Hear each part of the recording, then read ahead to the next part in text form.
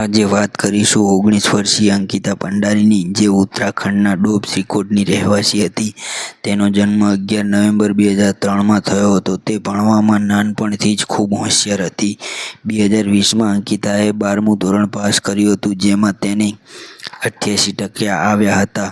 અને આ સમયે કોરોના વાયરસ આવે છે, જેમાં વિદ્યાર્થીઓ ઓનલાઈન ભણતા હતા. એટલે અંકિતાએ પણ દહેરાદૂનના શ્રીરામ ઇન્સ્ટિટ્યૂટમાં 1 વર્ષના કોર્સનું એડમિશન લઈ લીધું. શરૂઆતના 3 મહિના અંકિતા ઓનલાઈન અભ્યાસ કરે છે. પછી લોકડાઉન ખુલ્યા પછી અંકિતા કોલેજ જતી રહે છે. પરંતુ કોરોનામાં અંકિતાના પિતાની નોકરી જતી રહે છે અને અંકિતાને કોલેજમાં કોર્સ પૂરો કરવા માટે 40,000 રૂપિયા ફી જમા કરવાની હતી, જે અંકિતાના પિતા પાસે ન હતી.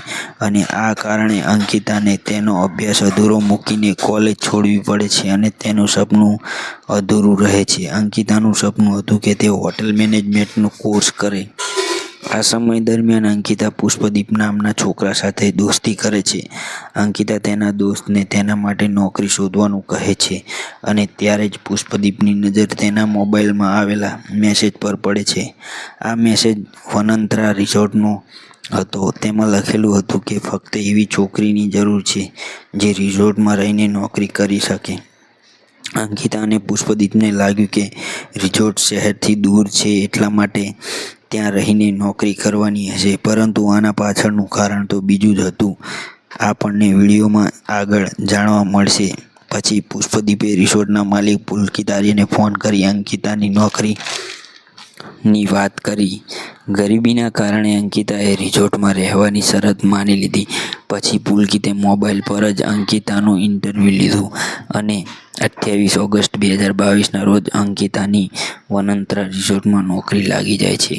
અંકિતાના પપ્પા એ જ દિવસે અંકિતાને ડોબ શ્રીકોટથી વનંતરા રિસોર્ટ મૂકી આવે છે, જે ઋષિકેશથી 10-12 કિલોમીટરના અંતરે છે, જ્યાં રેગ્યુલર કોઈ વાહન આવતા જતા ન હતા. નોકરીના પહેલા જ દિવસે એક મહેમાને અંકિતા સાથે છેડછાડ કરી હતી. પછી અંકિતા પુલકિતને કહે છે અને પુલકિત એ મહેમાનને ઘણું સંભળાવે છે. પછી 9 સપ્ટેમ્બરના દિવસે અંકિતાનો રૂમ બદલવામાં આવે છે અને પુલકિતના રૂમની બાજુના રૂમમાં રહેવાનું કહે છે. અને બીજા દિવસે 10 સપ્ટેમ્બરના રોજ અંકિતા પુષ્પદીપને ફોન કરીને રોવા લાગી. પુષ્પદીપ રોવાનું કારણ પૂછ્યું, એટલામાં પુલકિત આવીને કહ્યું કે દરેક નાની નાની વાત પુષ્પદીપને ના કરવાની હોય, એવું કહીને ફોન કાપી નાખ્યો. અને એ દિવસે રાત્રે રિસોર્ટના માલિક પુલકિત આર્ય અને રિસોર્ટના મેનેજર સૌરવ ભાસ્કર અને રિસોર્ટના સ્ટાફ અંકિત ગુપ્તા, આ ત્રણેય મળીને અંકિતાના રૂમમાં દારૂ પીધો અને પાર્ટી કરી. અને એ જ રાતે પુલકિત આર્યને અંકિતા સાથે છેડછાડ પણ કરી. હવે અંકિતાએ નોકરી છોડવાનું મન બનાવી લીધું હતું. રિસોર્ટમાં કામ કરી ચૂકેલ આયુષને મેસેજ કરીને અંકિતાએ તેના માટે બીજી નોકરી શોધવા માટે કહ્યું. પરંતુ આ વાતની જાણ પુલકિતને થતાં પુલકિત, સૌરવ અને અંકિત ત્રણેય અંકિતાની માફી માગે છે અને નોકરી ના છોડવાનું કહે છે. અને ભોળી અંકિતા માની જાય છે અને નોકરી ચાલુ રાખવાનું નક્કી કરે છે. પછી 14 સપ્ટેમ્બરના દિવસે અંકિતાનો દોસ્ત પુષ્પદીપ જમ્મુથી વનંતરા રિસોર્ટ આવે છે, અંકિતાની સંભાળ લેવા અને જોવા કે આ રિસોર્ટમાં થાય છે શું, અને જોવે છે કે થોડાક વીઆઈપી આવેલા હતા. પછી 16 સપ્ટેમ્બરના રોજ પુષ્પદીપ ચાલ્યો જાય છે અને બીજા દિવસે 17 સપ્ટેમ્બરના રોજ અંકિતા ફરીથી પુષ્પદીપને કોલ કરે છે અને કહે છે કે આ રિસોર્ટમાં મને નથી ફાવતું, અહીંયા રહેવું બહુ મુશ્કેલ છે. પુષ્પદીપે પૂછ્યું તો અંકિતાએ જણાવ્યું કે રાત્રે હોટેલ સ્ટાફ અંકિતે તેને બોલાવીને કહ્યું કે વાત કરવી છે. અને તેણે કહ્યું કે 19 સપ્ટેમ્બરના રોજ એક વીઆઈપી આવવાના છે, તેમની એક્સ્ટ્રા સર્વિસ જોઈએ છે અને તે તેના માટે 10,000 રૂપિયા આપવા તૈયાર છે. જેના જવાબમાં અંકિતાએ કહ્યું કે ગરીબ છું, એનો મતલબ એ નથી કે 10,000 માટે કંઈ પણ કરીશ. અને અંકિતાએ ના પાડી દીધી. પછી આ જ વાતને લઈને પુલકિત અને અંકિતા વચ્ચે બોલચાલ થાય છે.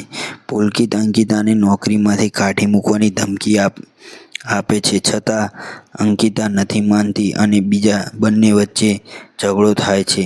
હવે અંકિતા રિઝોર્ટ મૂકવાનું મન બનાવી લે છે અને પોતાનો સામાન ભરી લીધો અને અંકિતા રિઝોર્ટ છોડીને જઈ રહી હતી ત્યારે પુલકિત આર્ય તેને પકડીને રૂમમાં લઈ જાય છે અને તેની સાથે જબરજસ્તી કરે છે અને તેનું બેગ પણ ખેંચી લે છે. એ દિવસે રાત્રે 8 વાગે અંકિતા પુષ્પદીપને કોલ કરે છે અને રોવા લાગે છે અને કહે છે કે પુષ્પદીપ તેની સાથે જબરજસ્તી કરી છે.